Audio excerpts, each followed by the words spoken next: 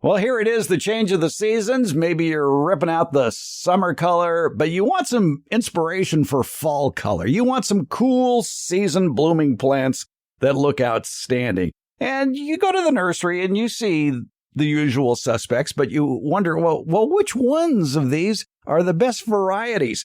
Well, we're talking to a person who has that knowledge because she's seen all the varieties and knows which ones are most popular around the country as well as regionally. It's Diane Blazek. She is the executive director for All America Selections and the National Garden Bureau. And Diane, you're always surrounded by new plants.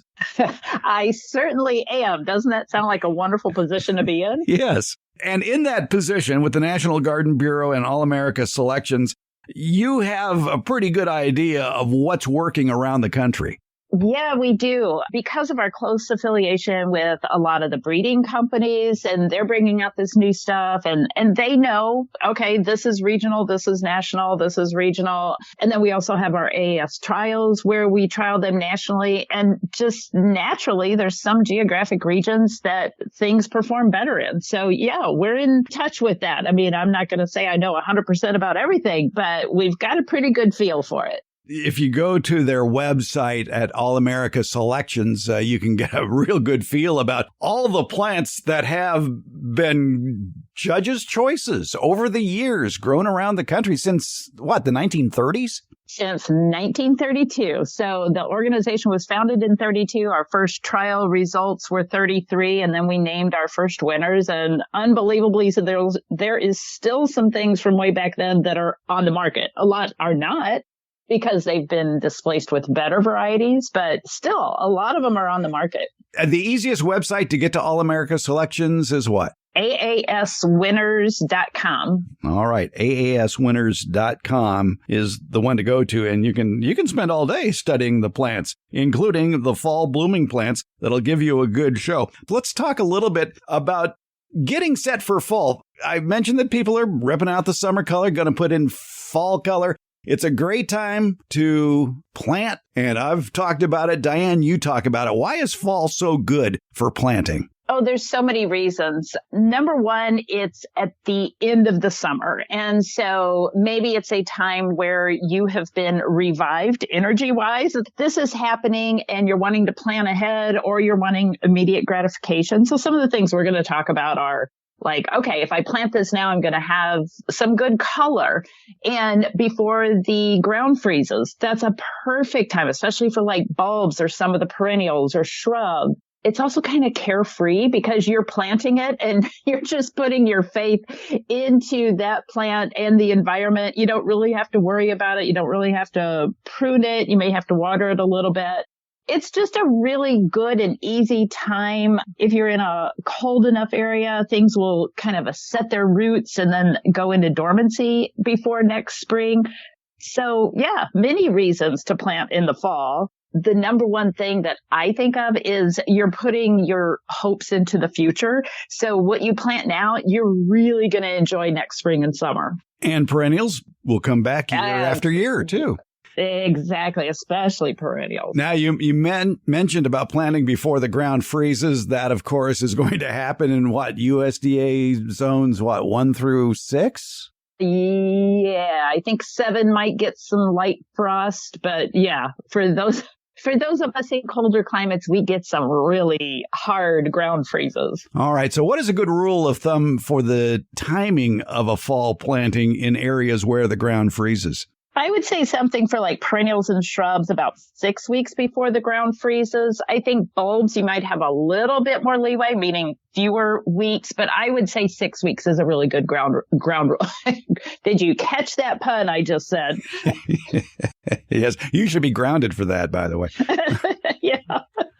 You really should choose plants, too, that are good for your zone, but, you can try something that may be a little bit out of your zone. Yes, here's my take on that. If you're a beginning gardener and, you're very concerned about being successful, spending your money, having a result, then pay attention to your zone, pay attention to the tag on that plant that says it's hardy to zone 4 or whatever it might be. Now, if you're a more experienced gardener, or if you love taking a chance, or you have this protected area that's kind of like a little mini heat zone within your garden next to the house or something, then go ahead and push those zones. But if you're hesitant at all, then abide by the rules. Don't be a rule breaker. One of your best sources for finding out which plants will do well where you live is shop at your locally owned nursery, because they're only going to bring in plants that are proven to have done well in your area. Absolutely. Yes. Rely on them. The other thing we really like to talk about is your local extension office. Let's say you don't know your zone, which is really easy to find just by entering your zip code on the USDA website. But if you do need information, yes, your local garden center and your local extension office. Now, things, even though the soil is still warm in the fall, when it comes to planting and the days are a little bit cooler, the days are also a little bit shorter, you may not see that much new growth when you put in a perennial this time of year, but that's not really something to worry about, is it? Right.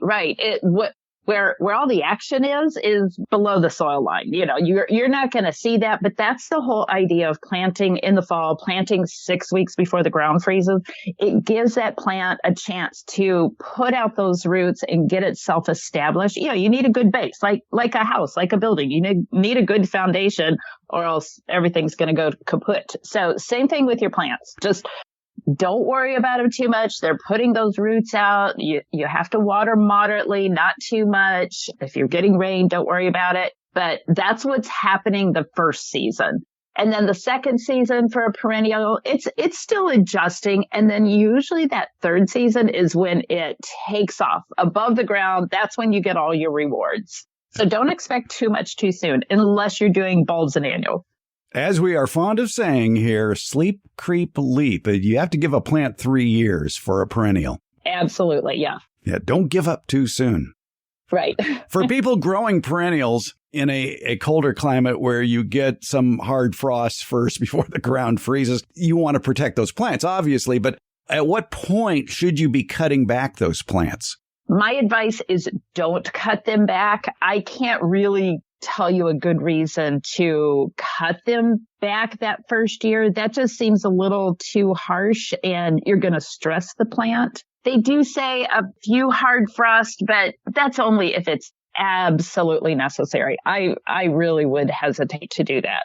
Yeah, I guess really a good point is wait until spring, where you can see where the new growth is beginning, and then you can cut back the dead wood in spring.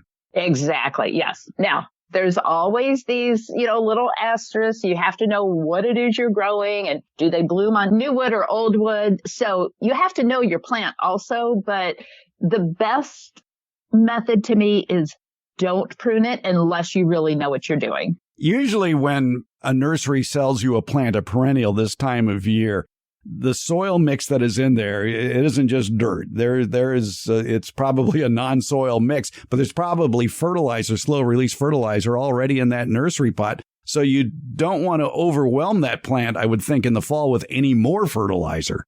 Absolutely. That's very, very true, because we talked, you want them to put their energy into growing that root ball and getting established. So if they're going to be confused if you give them nutrition, extra fertilizer. They're going to be, wait a minute, roots, green shoots, what do I do? Green shoots are going to be more tender. They'll be susceptible to frost damage. So yeah, don't bother about that in the first year when you plant them. Now here in USDA Zone 9, especially here in California, winter protection is kind of a thing of, well, what are you talking about? Well, for maybe your food producing plants, you may want to put a frost cloth over citrus trees, for example.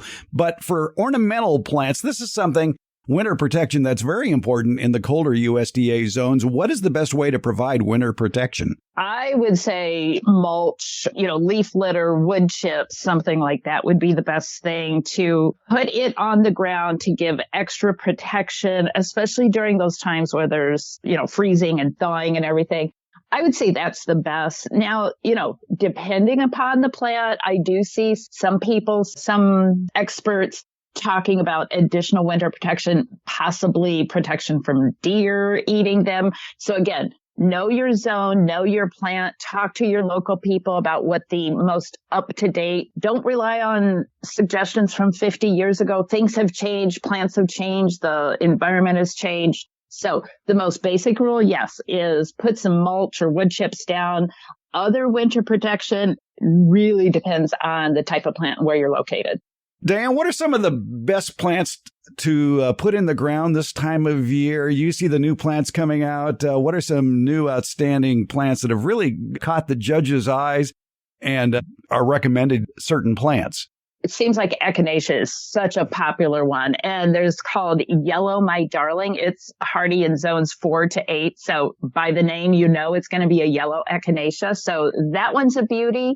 And another one to consider, this, I realize that people might get a little controversial about this, but there's Buddleia, butterfly bush. This is the year of the Buddleia for us. And our message is check with your local agency. If it is banned because of the invasiveness, then certainly do not plant it. There are many, many areas where it is not banned. And a lot of the new breeding coming out is sterile or low seed set Buddleia. So there's a whole list of those, but one of them is Lilac Cascade and be more of a compact bush. So that's a good one. I've seen more and more alliums recently. So that's another good one because it looks like edible garden, but it has, the beautiful purple blooms, and that's why it was designed. So the alliums, hardy hibiscus. Oh my goodness. A couple of years ago, we had Year of the Hardy Hibiscus. I think it was one of our most popular ones.